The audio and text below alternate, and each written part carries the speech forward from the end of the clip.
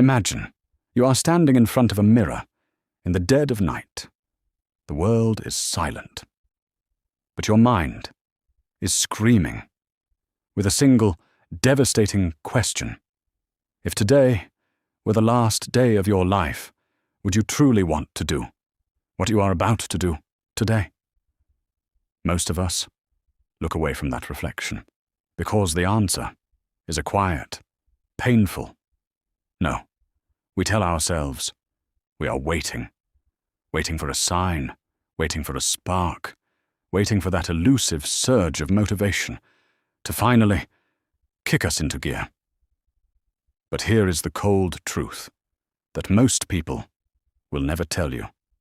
Motivation is a lie. We treat motivation like a gift that is supposed to arrive at our doorstep before we start the work. But it doesn't work that way. Motivation isn't something you are born with. It is the hard-earned reward you receive only after you have made consistent progress over time.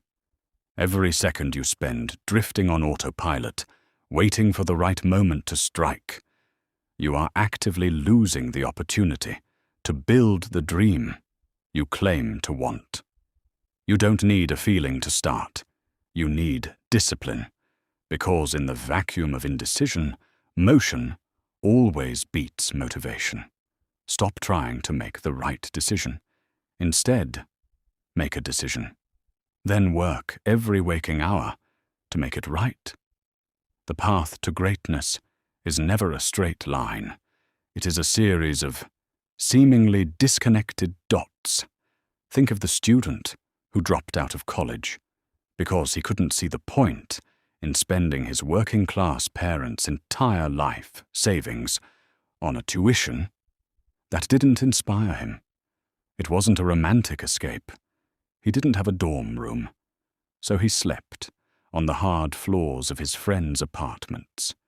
He walked 7 miles across town every Sunday night just to get one decent meal at a temple.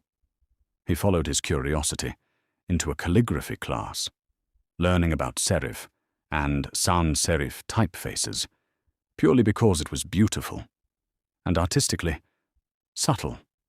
At the time, it had no hope of practical application, but 10 years later, those useless dots connected to create the first computer with beautiful typography.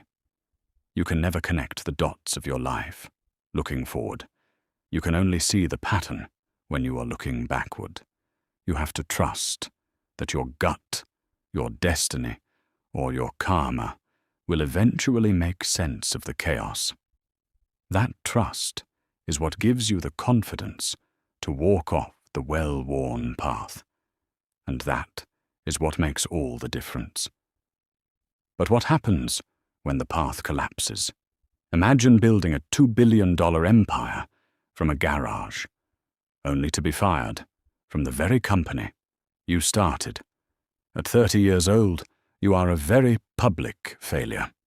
The focus of your entire adult life gone in an instant. It is a brick to the head that would stop most people forever.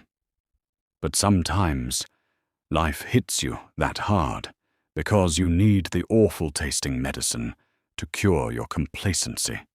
The heaviness of being successful can be a trap, and losing everything can replace that weight with the lightness of being a beginner again.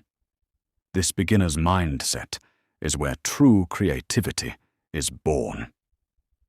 Getting fired can be the best thing that ever happens to you because it frees you to enter the most creative period of your life.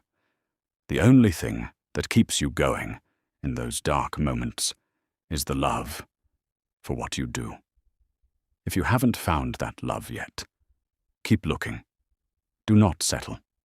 The ultimate motivation, the most powerful tool you will ever encounter, is the shadow of your own mortality.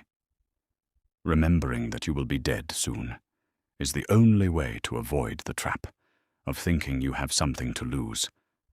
In the face of death, all external expectations all pride and all fear of embarrassment or failure simply fall away.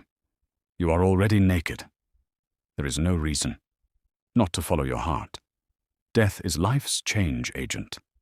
It clears out the old to make way for the new. Right now, you are the new. But your time is limited. Do not waste it living someone else's life.